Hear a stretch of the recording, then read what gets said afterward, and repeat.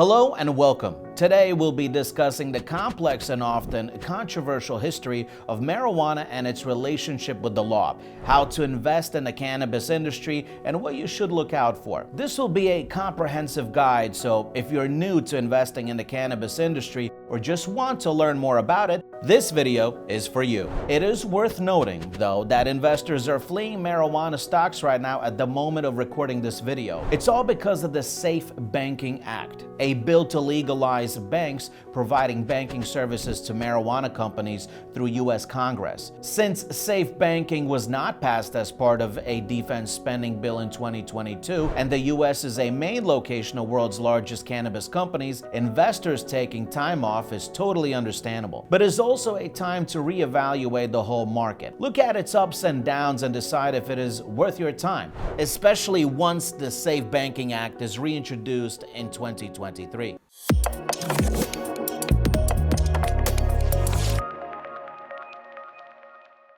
First, it's important to understand that in many parts of the world, marijuana is now legal for medicinal or recreational purposes, though it cannot be stated that it is legalized, since even the stereotypical Netherlands, often brought up in conversations about cannabis, merely decriminalized its use in 1976.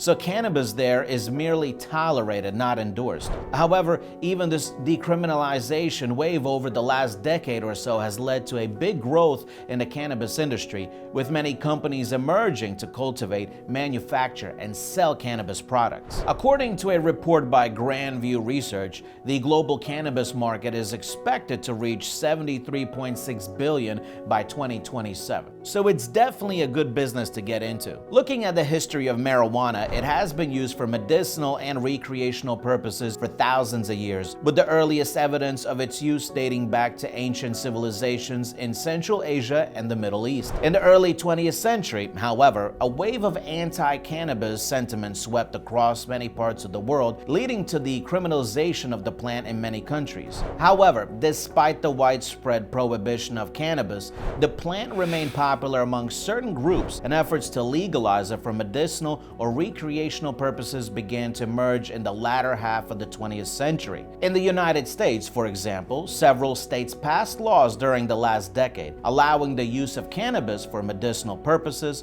although it remained illegal at the federal level. In the 21st century, the trend toward the legalization of cannabis has grown tremendously, with some countries and states around the world passing laws allowing for its legal cultivation, sale, and use of the plant. Some even draw parallels between popularization of cannabis and decreased consumption of tobacco that's happened over the last few decades. Overall, the history of the banning and legalization of marijuana is complex and varied, with different countries and regions taking different approaches to the regulation of the plant, most of which will say they are concerned about its negative effects on people, while others see the positive in it and create various forms of businesses to explore it. Some of the businesses include cultivation facilities. In this one, you get to grow and cultivate cannabis plants, often using hydroponic systems and specialized lighting to optimize growth. Dispensaries are retail stores that sell cannabis products to customers. These businesses often have a wide selection of products, including buds, concentrates, edibles, and topicals. Another is processing and manufacturing facilities. These businesses take raw cannabis and process it into a variety of products, such as oils, edibles, and topicals. There are testing labs as well. In testing labs, you ensure that cannabis products are safe and of high quality by performing chemical analysis and testing for contaminants. Now that we have gotten a good understanding of the history of cannabis and where it is currently, let's dive into how you can invest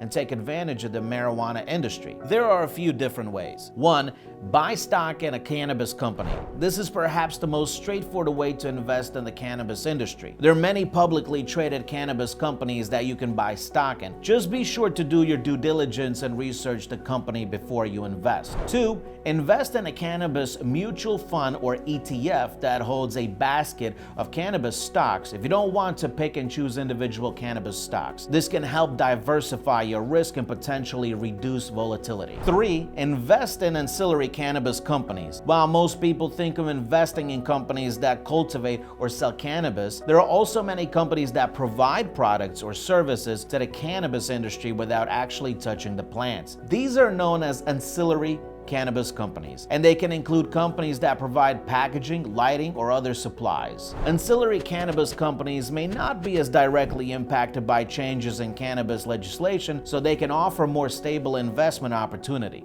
Now, what should you look out for when investing in the cannabis industry?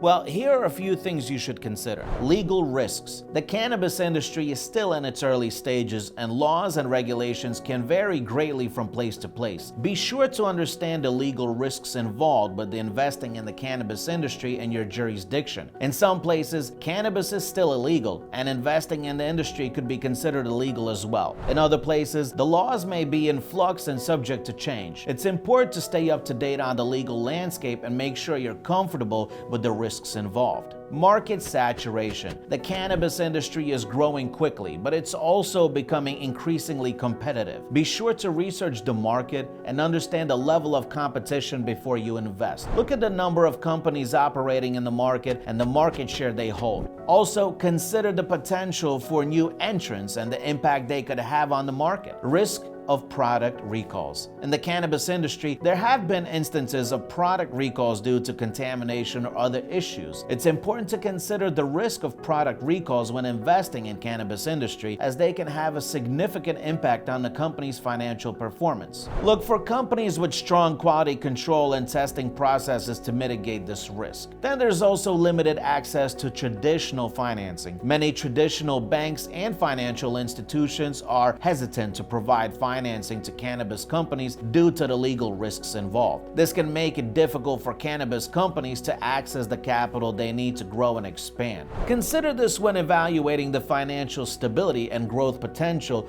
of a cannabis company. Remember the Safe Banking Act we mentioned at the beginning of this episode?